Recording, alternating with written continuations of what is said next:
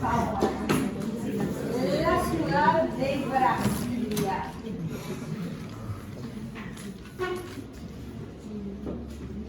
No sé si se acuerdan de eso, que una vez lo dijimos o no, pero Brasilia es el último de los países sudamericanos que se independiza. Brasil se convierte en república recién en el año 1889. Y va a quedar la capital, que había sido primero Salvador de Bahía, luego la ciudad de Río de Janeiro, va a quedar la capital en Río de Janeiro durante mucho tiempo. En el momento en que se haga la obra que vimos del Ministerio de Educación, que vimos en la otra clase, Río de Janeiro era la capital de Brasil. ¿Sí? Va a llegar un gobernador con una mentalidad bastante progresista, que se llama Juscelino Kubitschek, y este presidente va a decir que Brasil es tan grande y que a lo largo de toda su historia siempre se le ha prestado atención básicamente a la costa, ¿no? O sea, casi todo el desarrollo de las ciudades importantes de Brasil es en la costa, exceptuando la zona sur, donde el desarrollo de São Paulo y los alrededores tiene cierta importancia, que va a ser imposible que Brasil como país se desarrolle y se integre si no se puede integrar el interior. Y para integrar el interior, a él se le ocurre la brillante idea de trasladar la capital del país hacia el interior, a una zona que no está favorecida ni geográfica ni climáticamente, ¿sí? Porque es una meseta bastante seca, bastante árida y demás. Entonces allí va a decidir que en ese lugar se instale la nueva capital de Brasil, a la que van a denominar Brasilia, ¿sí? Y va a contratar al se le va a encargar el proyecto a Lúcio Costa y Oscar Niemeyer, que ya habíamos dicho principalmente que Lúcio Costa había sido discípulo de Le Corbusier, ¿no? Que incluso había trabajado en el estudio de Le Corbusier, así que estaba bien empapado de las ideas urbanísticas de Le Corbusier, de las ideas para la ciudad de la Carta de Atenas y demás.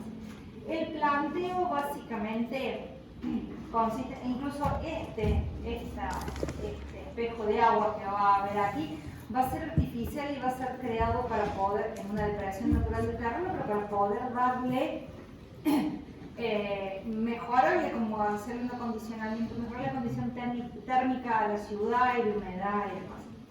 La ciudad se va a organizar a través de dos ejes. Ya no me voy a olvidar que lo explico, pero yo se lo resumo rápidamente. Un eje institucional, que es que nosotros vemos recto de esta manera, y un eje que va a quedar curvo, ¿sí? Pero que tiene que ver con la idea de los dos ejes cruzados. Y este eje curvo va a ser el eje residencial, ¿sí? Esa es la forma en que se va a organizar la ciudad. En este extremo, fíjense, empiezan a ver como las similitudes que se empiezan a manifestar con la idea de Chandigarh. En este extremo, que es como la cabecera de la ciudad, se encuentran casi todos los edificios de gobierno, ¿sí? La Plaza de los Tres Poderes. A lo largo de este eje, en este sector, se van a encontrar todos los ministerios. En el punto de encuentro va a estar lo que tiene que ver con lo cultural y con el transporte. En el punto de encuentro de los dos ejes, allí se va a ubicar la catedral y demás, y también los sistemas de transporte. Y se lo voy a dejar que lo vean en el video, cómo se distribuye en las calles y demás, los números, cómo se numeran.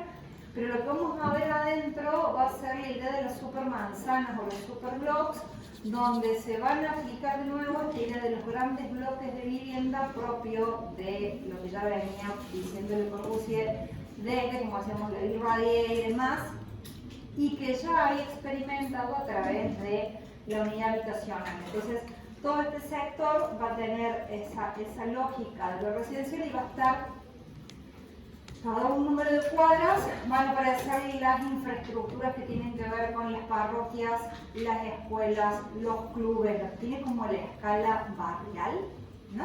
Van a ir apareciendo haciendo cada cierta cantidad de supermanzanas a estas infraestructuras que tienen que ver con eso. La gran crítica que va a tener la ciudad a lo largo del tiempo es que fue una ciudad pensada para el automóvil y que no tiene escala urbana, escala peatonal, ¿no? Es una ciudad en la que no hay lugar para ir caminando de un lugar a otro, ni siquiera tiene veredas. ¿Me explico? Ni siquiera tiene veredas. No está pensado para que la gente se desplace de manera peatonal. Y si yo quito en urbanismo esa escala, ¿qué saco? Toda la posibilidad de integración e interacción social, ¿no?, que tiene la ciudad y demás, esta ciudad no lo tiene. Entonces esa va a ser la fuerte crítica, como que me estoy spoileando con el final de la película, ¿no? Pero esa va a ser la fuerte crítica que va a tener esta ciudad, que hasta incluso, que acá también conocemos gente que no está bien de la cabeza y se ha ido a Brasilia a conocer Brasilia, Nicki Mayo, que ustedes la conocen, volvió agobiada de la imagen, es decir, ella quería, como arquitecta que le gusta la arquitectura moderna, fue a caminarla y volvió a decir, no hay forma de aprenderlo a la ciudad, no hay manera porque uno camina por este sector y es desolado porque no está pensado para la escala humana, ¿sí? O para el tránsito humano. Esa es la imagen de la ciudad, este es el sector planificado. ¿Por qué se las puse? Porque como sucede con casi todo lo estrictamente o lo duramente planificado, la realidad después la desborda, porque incluso mientras esta ciudad se construía y se hacían las calles y demás, ¿dónde vivían los abuelos que trabajaban? En asentamientos informales por afuera. Entonces, lo informal casi que llegó antes que la organización y el orden mismo que proponía la ciudad. Entonces, estamos acostumbrados a ver este plano románticamente, por eso se los digo, estamos acostumbrados a ver este plano románticamente, pero la ciudad no terminó de esa manera, ¿sí? Terminó la parte institucional, que es esto de esa manera, pero después, al poco tiempo ya se desbordó de esa planificación, de esa estructura tan rígida original. Esto es el sector final, digamos, donde está la explanada de los ministerios. Ven la escala, ¿no? Ven los autitos ahí. ¿Saben lo que es caminar todo esto? Cuando uno tiene que ir a algún lado, imposible. Y allá al final la Plaza de los Tres Poderes con los edificios que les voy a mostrar ahora a continuación. Estos edificios que tienen los costados son los ministerios y al final de la Plaza de los Tres Poderes se encuentra el Congreso, que tiene esta disposición. No sé si no les vas a acordar un poquito el edificio de la ONU que veíamos hace un ratito. Son dos torres gemelas, si quieren, o iguales, en las que se concentran todos los despachos y todas las oficinas del funcionamiento del Senado, y finalmente una placa que vemos por acá que tiene que ver con las dos cámaras, de senadores la más chica y de diputados la más grande, ¿no? Que funcionan como dos platos invertidos, ¿no? Casi. Pero esa es la morfología de alguna manera. Y que tenía originalmente esta rampa pensando en que en algún momento esto estaba con un espejo de agua que aislaba el edificio y le daba como otra perspectiva. Si nos metemos más cerca, acá vemos la fachada libre, vemos los pilotis, vemos una serie de elementos, ¿no? Y esta es la rampa que me permite llegar a la parte superior, que funciona también como una especie de terraza accesible, no es una terraza jardín porque no está verde, ¿sí? De esa manera funciona entonces esto que se llama el Congreso Nacional. El Palacio del Planalto es la sede del Ejecutivo. Son dos losas, una caja de cristal al medio y la estructura que une las losas. ¡Chicos, por favor! La estructura que se llama como una exoestructura, ¿no? Como si la saco por fuera, que son estas columnas que arman incluso estas ménsulas para recibir, aquí se convierten en ménsulas para recibir la losa inferior, y el edificio queda como una caja vidriada en el interior, ¿sí? El edificio tal vez es más interesante de noche cuando se recorta de esta manera. Entonces esta es la sede del Poder Ejecutivo. El Tribunal de Justicia, que es muy similar, cambia las proporciones de la exoestructura y que de nuevo tiene una caja, como con otra carpintería y demás, en el interior la parte de justicia. Pero la misma lógica, ¿no? Algo que también hace acordar a mí es por acá, ¿no? Con las losas que apenas flotan. Y el edificio más interesante de los que están en ese sector, que es el Palacio Itamaraty, que es la Cancillería, ¿sí? Donde se desarrollan las relaciones exteriores del país y donde son recibidos los presidentes y los dignatarios de otros países. Entonces tiene más como una lógica diferente de uso, está rodeado de este espejo de agua, aparece de nuevo una estructura por fuera, pero que ahora se resuelve con arcos, y en lugar de ser un solo bloque, el interior son dos bloques separados, el edificio en el interior, y al medio sucede este enorme hall, que es donde se da lugar, esto, ¿no? Esta escalera, ¿la ven ahí la escalera? ¿Y qué es esto que ustedes ven por acá? Y que es el espacio donde también se dan las reuniones de estos ramos de las reuniones internacionales, las reuniones de los dignatarios y demás, y una terraza, que ahora sí, una terraza jardín, una terraza accesible, que está por acá. ¿Ven los arcos ahí? Y los arcos como están arriba, y que también tiene que ver con esos espacios para circular y para permanecer en la parte superior. Las escaleras son las que hemos visto en otros lados, ¿no? Y finalmente les decía donde se encuentran los dos ejes, allí se encuentra la catedral. Las cuatro que hemos estado viendo son obras de Oscar Niemeyer, la arquitectura es de Oscar Niemeyer. Alguien por algún lado dijo que en realidad la catedral es este gesto, ¿no? Como las manos orando. ¿Lo entiende? La escala es descomunal. ¿Sí? Descomunal. No tengo ninguna imagen mía, por acá no voy el campanario como exento, no tengo ninguna imagen mía, le tengo que pedir a Miki que me pase alguna. Al espacio yo llego a través de un túnel oscuro. Desde el exterior paso por un túnel y llego a este interior. ¿Sí? Entonces es sumamente interesante la transición como a través de ese túnel que me lleva oscuro al espacio. Fue el edificio que más demoró en terminarse de construirse dentro de todos los edificios institucionales. Y estas algunas imágenes de lo que son las supercuadras o los superblocks, donde no llegan a estar como puestos en los dos sentidos, no llegan a hacer lo que proponía Le Corbusier, ¿no? De que zigzaguearan, porque fueran al revés, pero de todas maneras están ubicados en los dos sentidos. Y van generando estas especies de patios en común entre cierta cantidad de bloques.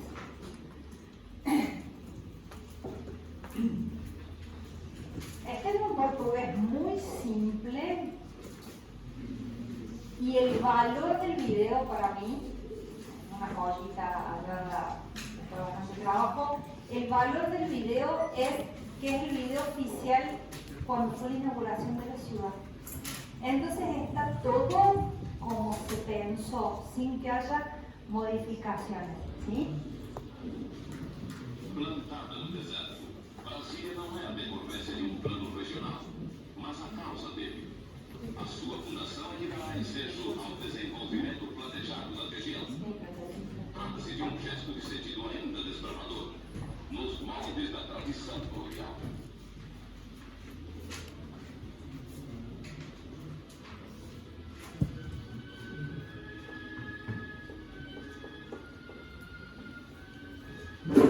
Nasceu do gesto primário de quem assinala um lugar e dele toma posse.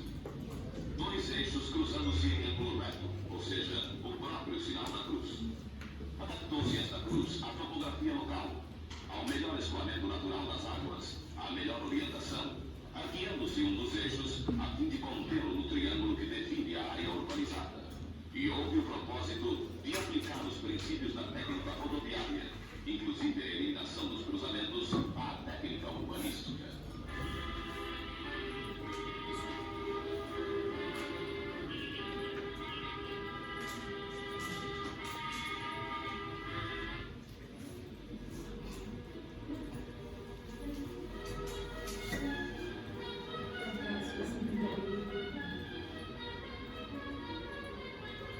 No tanta lengua en orientacional, ¿no?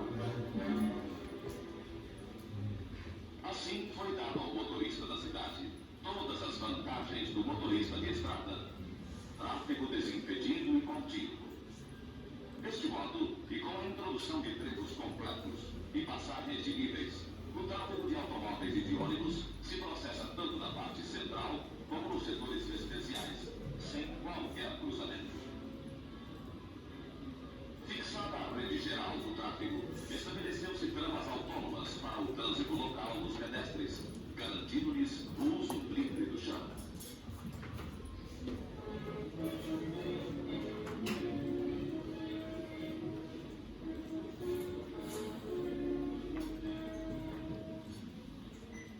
A cidade é formada por dois eixos, o monumental leste-oeste e o rodoviário norte-sul. Os dois eixos marcam os quadrantes da cidade. As faixas perpendiculares ao eixo monumental têm a designação das centenas, as superiores ímpares e as inferiores pares.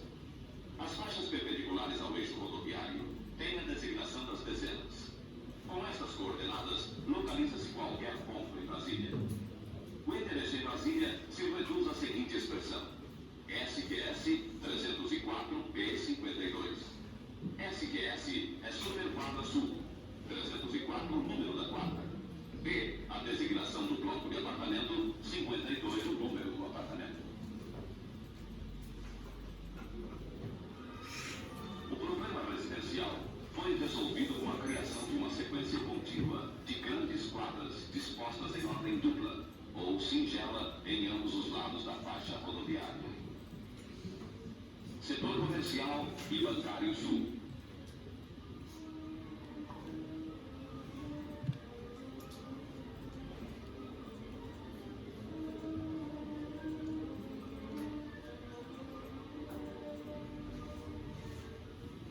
Plataforma e ao lado dela o teatro.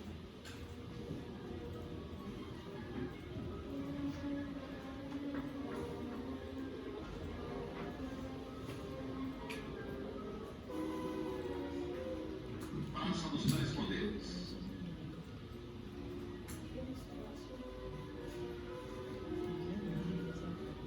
Esplanada dos Ministérios.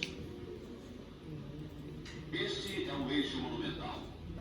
Nele, localizou-se a parte administrativa da nova capital.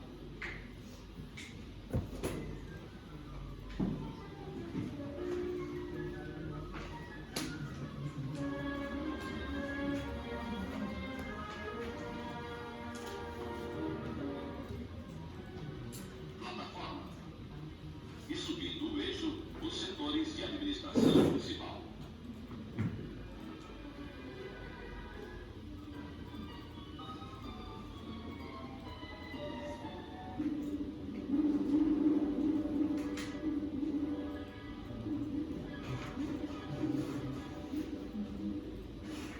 Destacam-se no conjunto os edifícios destinados aos poderes fundamentais, que, sendo em número de 3 e autônomos, encontram no triângulo equilátero a forma exata para contê-los.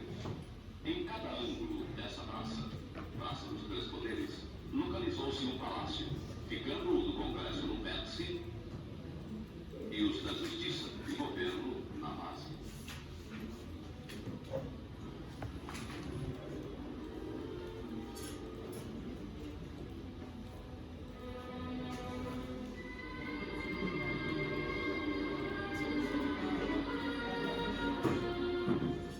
O edifício do Congresso à frente igualmente para uma ampla esplanada disposta num segundo terraplano, de forma retangular e nível mais alto.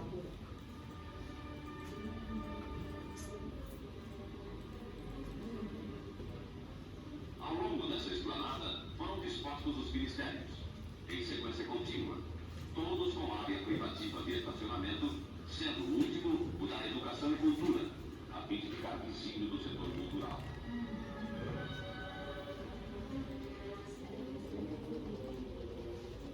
A catedral ficou igualmente localizada nesta esplanada, mas numa praça autônoma, disposta lateralmente. O cruzamento do eixo monumental de cota inferior com o eixo rodoviário impôs a criação de uma grande plataforma que funciona como coração da cidade. Na parte central da plataforma acha-se o saguão das estações rodoviárias, urbana e interurbana, com bilheterias, bares, restaurantes, etc. Construção baixa, ligada por escadas rolantes ao hall inferior de embarques.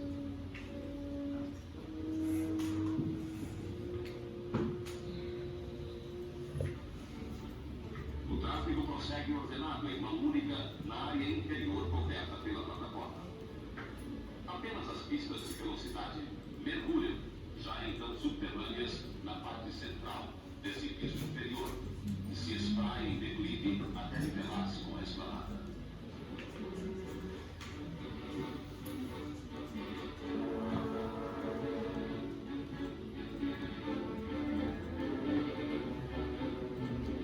O sistema de mão única obriga os ônibus a uma volta num ou outro sentido, o que permite ao viajante uma última vista do eixo monumental, antes de entrar no eixo rodoviário. Lateralmente a esta plataforma, encontram-se dois setores distintos: o bandeiro comercial e o dos escritórios para profissões liberais e representação de empresas, onde se localizou o Banco do Brasil e a sede dos Correios e Telégrafos.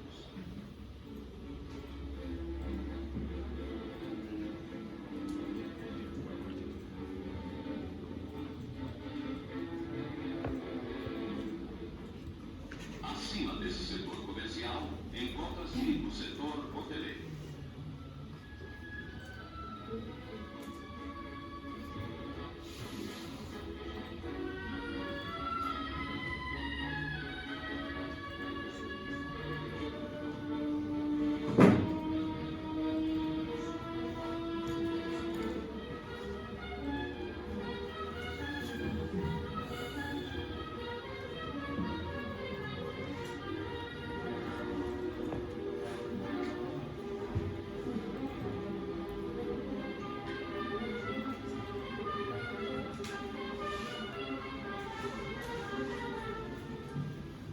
Agora vamos finalmente percorrer o setor residencial, onde as superquadras substituem o conceito tradicional de ruas. Superquadra é um quadrilátero de 240 por 240 metros, rodeado por uma área arborizada de 20 metros de largura. Dentro dessas superquadras, os blocos residenciais podem dispor-se da maneira mais variada, obedecendo, porém, a dois princípios gerais: camarim no máximo uniforme de 6 pavimentos, mais pilotis, e separação do tráfego de pedestre.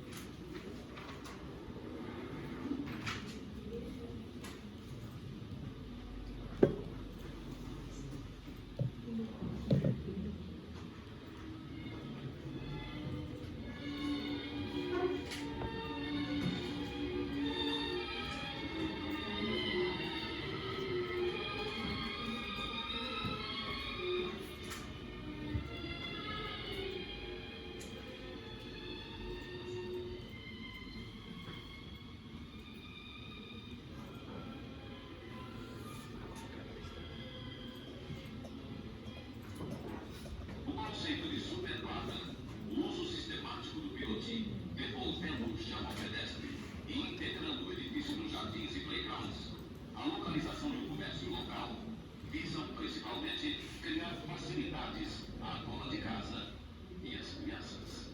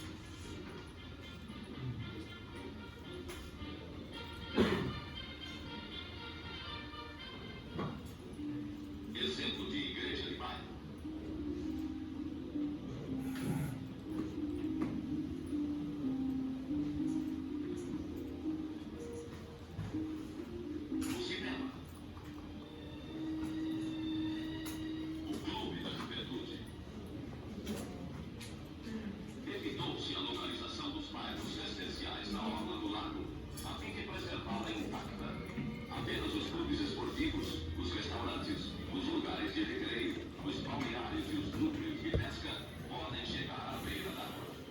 Assim, Brasília foi concebida, não como um simples organismo capaz de satisfazer sem esforço as funções vitais próprias de uma cidade moderna qualquer, não apenas como urbes, mas como símbolos, possuidora dos atributos inerentes a uma capital.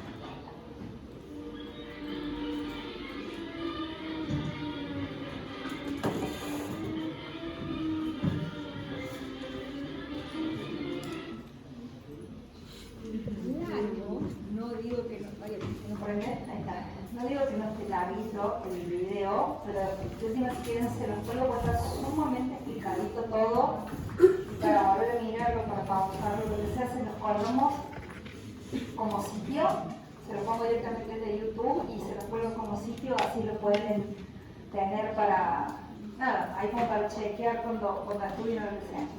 La última que de las ciudades que de alguna manera materializan las ideas del Siam y demás es la ciudad de Islamabad. Me quedan, son 2 o 3 imágenes más porque es una ciudad que está clara en la planificación, pero que tiene muy poca arquitectura, ¿sí? Entonces es como muy poca arquitectura de esa época. En este caso, el responsable de la construcción de la ciudad es un griego, Constantinos Doxiadis, y es parte del problema de Chandigarh, digamos, es el espejo del problema de Chandigarh, porque es la capital de Pakistán, es la capital de Pakistán como país. Cuando Pakistán se independiza, deja de ser colonia inglesa, durante varios años la capital va a seguir siendo la ciudad de Karachi, que era la ciudad capital de la colonia. Entonces, aquel gesto, si en Brasilia lo que buscaba Juscelino Kubitschek era desarrollar el interior, acá lo que van a buscar los pakistaníes es sacarse el sello de colonia, ¿no? O sea, que la capital no siguiera siendo la misma ciudad que había sido la capital de la colonia y sacarse ese peso de la cuestión de ya convertirse en un estado propiamente dicho independiente con su propia capital y no toda esa otra cosa que recordaba el tiempo de colonia inglesa. Entonces, me parece que de los gestos es de alguna manera más simbólicamente más fuerte, ¿no? Porque hay como una intencionalidad en una búsqueda de una identidad propia de los pakistaníes. Para eso, el lugar que van a escoger va a tener que ver con un lugar donde ya había como una especie de cuartel militar o un asentamiento militar, ¿sí? Y lo primero que va a hacer es Doxiadis en relación a la ciudad, que también es muy montañoso, ¿no? Ahí ven un poco los cursos de agua, es una macro planificación, ¿sí? Lo primero que se va a ocupar es de una planificación muy estructurada en la que el asentamiento urbano de la capital propiamente dicha es este triángulo que está acá, que es el que ustedes después van a ver acá, ¿sí? Están en distintas posiciones. Y lo demás va a tener que ver con definir el uso residencial, con las zonas que deben quedar como espacios verdes y demás, pero una planificación muy de carácter de, como dice ahí, master plan, digamos, de planificar no solamente la ciudad, sino que también está planificando el entorno desde, desde antes que se fundara la ciudad para evitar que después pasen. ¿Qué pasa? Que lo que mostré en Brasilia, ¿no? Que creció para cualquier lado, de cualquier forma y desordenada. Entonces, esta es la estructura que va a terminar teniendo la ciudad. Este punto por acá creo que era la antigua base militar. Y la ciudad básicamente se organiza a partir de una gran avenida, que es esta avenida que ustedes ven por acá, que yo les voy mostrando algunas imágenes. Y como gesto de esto, de esta forma de habitar del siglo XX o de las políticas del Siam, sí lo que vamos a ver es una división, por eso se las mostré por acá más clara, una división de las manzanas y la estructuración de las manzanas en estos bloques, sí que va a tener que ver con lo que veíamos recién como de las supercuadras de Brasilia y demás. Entonces, el gesto más novedoso es esto, se parece a lo que propuso de alguna manera incluso el mismo Le Corbusier para cuando planificaba, quiso hacer el plan para Buenos Aires y sumaba 4 manzanas y les daba una estructura similar a esto. Bueno, digamos, es como una de las constantes del urbanismo del siglo XX que nosotros estábamos viendo por ahora. Entonces, esta es la gran avenida que estructura toda la ciudad, que ya les dije, que ya les dije que es esta avenida, que está por acá, que tiene como una sensación de infinito, ¿no?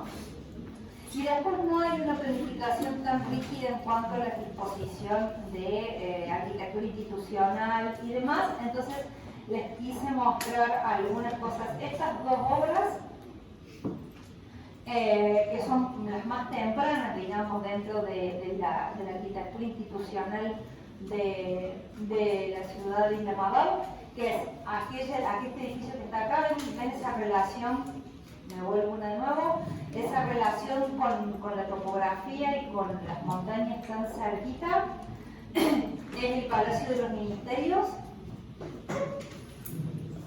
que allí tienen por detrás las montañas y demás, está en la cabecera, allá al fondo del paisaje, que estas dos obras estuvieron encargadas a un arquitecto de los que vimos cuando empezamos a ver al final de la otra unidad, cuando les mostré los arquitectos del régimen fascista y demás, ¿sí? Él era uno de los arquitectos jóvenes que en ese momento estaban en Italia vinculados a aquel movimiento.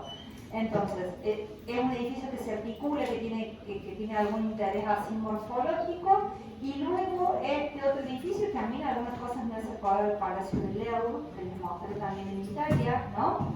Con esa sucesión de arquerías y demás, que si bien dice que es un hotel, es como el hotel oficial de nuevo, si fuera casi el alojamiento oficial donde se hospedaban los ministros, donde se hospedaban los presidentes de las delegaciones internacionales y demás. Entonces, dentro de lo que era en ese momento, era como la cara visible del país, ¿no? De quienes llegaban, eran alojados en este hotel. Por eso no es como un hotel de cadena más, tenía un alto valor simbólico el edificio. Y esto es un poquito posterior, pero para que vean cómo en estas capitales, a diferencia de Brasilia y de Chandigarh, donde en el caso de Chandigarh, Le Corbusier hizo la planificación urbana y la arquitectura institucional importante. En el caso de Brasilia, Lucio Costa hizo el trazado y Oscar Niemeyer hizo toda la arquitectura. En este caso, Doxialis no hizo nada de arquitectura, solamente hizo urbanismo, y luego la arquitectura institucional fue hecha por distintos arquitectos internacionales, lo cual le da mucha más diversidad a la ciudad. Las otras ciudades terminan como en una vibración monótona, ¿no? O sea, terminan siendo como muy lo mismo. Si un solo arquitecto es el que se ocupa de todo, y si bien esta obra es posterior, me interesa mostrarles que nada, que Kenzo Tange va a ser el que, ya llegando a la década de los 70, haga el edificio de la Corte Suprema, para que vean cómo esto es más la lógica que estamos acostumbrados nosotros a que distintos arquitectos le vayan dando la impronta arquitectónica y no un diálogo, más un diálogo que no un monólogo, como puede ser las otras dos ciudades, ¿no? Que tienen una instancia así de muy lo mismo en un solo tiempo, en un solo lenguaje y demás. Entonces, ahí tenemos como las 3 ciudades que tienen que ver con este tiempo de la integración y la transformación, ¿sí? Y después, ahí Ana fue recién, creo que fracasaste con rotundo éxito. No, sí es. No sé si vieron y demás, que apareció un feriado como un día de humedad, que es el del 12 de octubre, que iba a ser el lunes, que pasó un viernes. Entonces nosotros nos afecta el viernes 10 de octubre. Entonces, vamos a tener 2 clases para hablar como de arquitectura, un poco primero en Europa y en Estados Unidos y otro poco en Latinoamérica. Yo les voy a pedir paciencia porque la próxima vez que yo venga, que es después de la semana de exámenes, voy a hacer una cosa un poquito densa, condensada, y lo voy a dejar para que trabajen las chicas una vez más y después vamos a caer parcial. O sea, vamos a tener solamente, teníamos 3 teóricos para esta unidad, vamos a tener 2 porque nos cayó el feriado, ¿sí? Entonces, la semana que viene, ahí Ana les dice qué es lo que vamos a hacer, vamos a trabajar con el modulador, vamos a tener suerte teórico intenso y después un práctico de ejercitación interesante ya sobre arquitectura y urbanismo juntos y qué sé yo, para prepararnos y para sacar los dudas y todo para el parcial, ¿sí?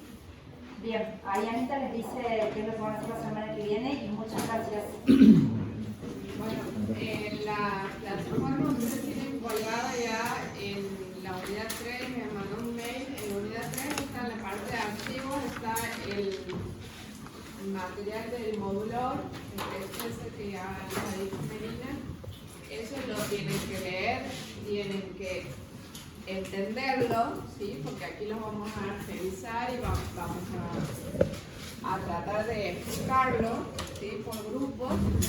Y además van a traer 2 afiches por persona. Blanco. 2 blancos. No por grupo, por persona. ¿Sí?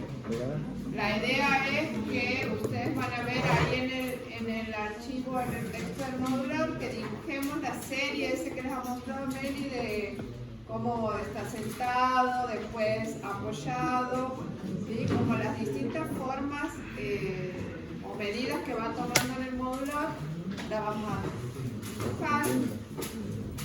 Ustedes se van a dibujar, digamos, en esas posiciones y después vamos a hacer una reflexión acerca de